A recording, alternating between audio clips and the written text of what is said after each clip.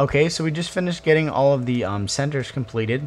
So next thing we're going to do is we're going to solve a cross, similar to the way we would do it on a 3x3. Now what you're going to do is you're going to pair edges. Now the difference between this method and the 3x3 reduction method is you're not going to pair all of the edges. You're only going to pair one cross. So in this case I'm only going to pair the white ones because I want the white cross. I don't care about the yellow, I don't care about these like inner pieces right here. I'm just getting the white. So the way that you pair up pieces, and again you can rotate these outside layers without messing up the centers, is you align two outside pieces. Like I'll take this red and this red, and what you want them is you want them on two rows here, and you want one on the top, one on the bottom, and the colors need to be opposite when they're facing you. So you'll see this one is red white and this one is white red. They are on opposite rows, and the two colors facing you are also opposites. So opposites is an important thing. The next thing you're going to do, and watch this closely, you're going to take one of the edges. I'm going to take this one. You're going to move it over to where it aligns here. Okay.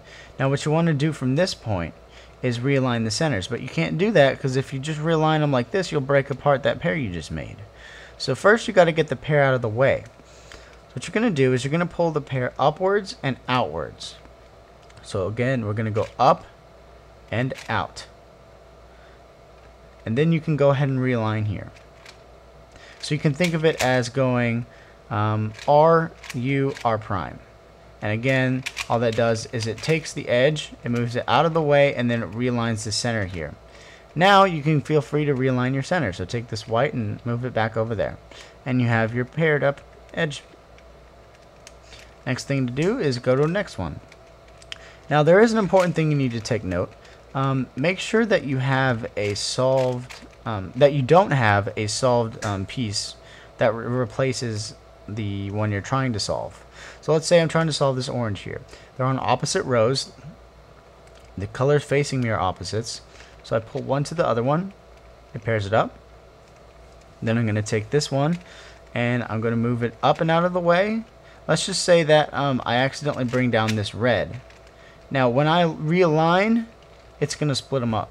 So what I have to make sure is when I have the orange, as soon as I pull it over and make the pair, whatever piece I bring down has to be unsolved. So I'm not going to bring down the red. I'm going to bring down another piece. See, these two aren't solved, so they're good. So now I can just realign and not worry about messing up any pieces.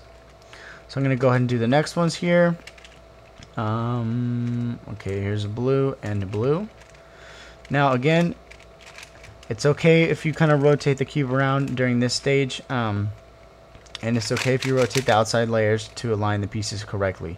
If you can't figure out how to align some of the pieces, just mess with it intuitively and you should be able to figure it out. It might be a little tricky, but you'll get the hang of it. So again, we have blues here.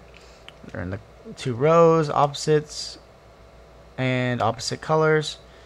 So pull them over, it pairs it up, move it up and out of the way, and make sure you're bringing down and not paired one.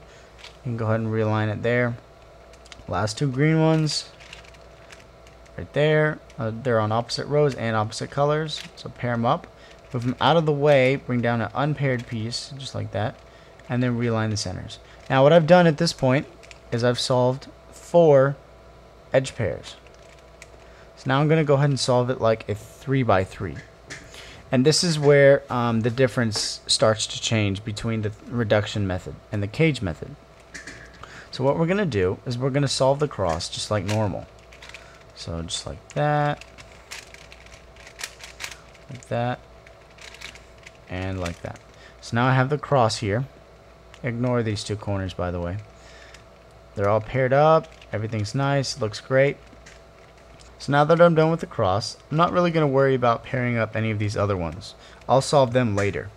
So what we're going to do is we're going to solve the corners and edges next. And we're only going to solve the immediate edge that's above the corner. So if this is our base right here, we're going to solve this edge, not the top one, the bottom one. Okay, so let's just do one, for example. This one right here. So you see I got the corner in, and then I'll just do a basic case from the layer by layer method. And that's what it should look like. You should have the corner, the bottom edge, the top edge should not be solved, and then of course the top layer. So now let's go ahead and do some other ones. Now, in order to tell whether an edge is the right edge or not, here's what you have to do. Take this edge right here. It's correctly oriented, and that tells you that it's in the bottom. If you have a piece that when you put it into the slot, it's backwards, like see this is blue, orange, and blue, orange, but it's backwards, that means that it's on the wrong side. It needs to be on the one above it or the one below it. In this case, it's flipped backwards on the bottom. That means it's going to be flipped correctly on the top. And I'll just prove that to you.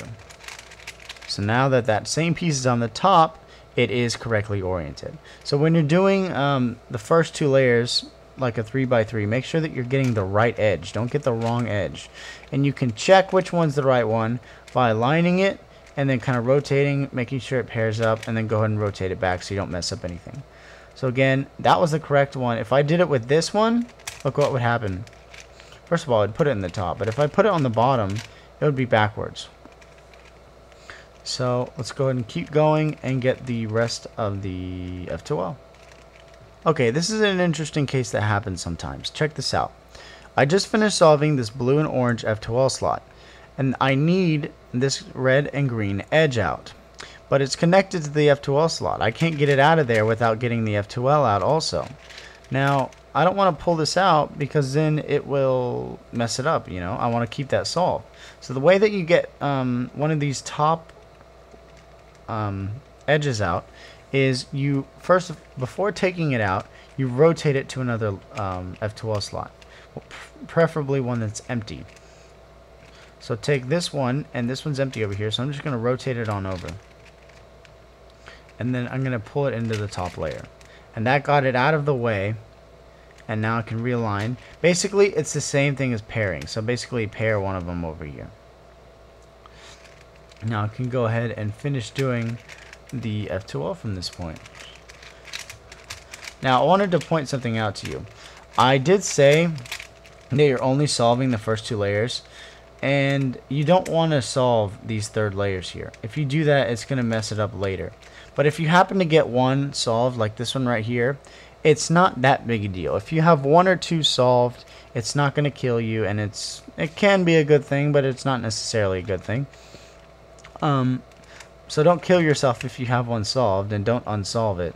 The only situation that's bad is if you only have like one that's unsolved, or if all of them are solved and you don't have any like that are unsolved. You need to have these third layer edges not solved, preferably. But if you have one, it's okay, or two.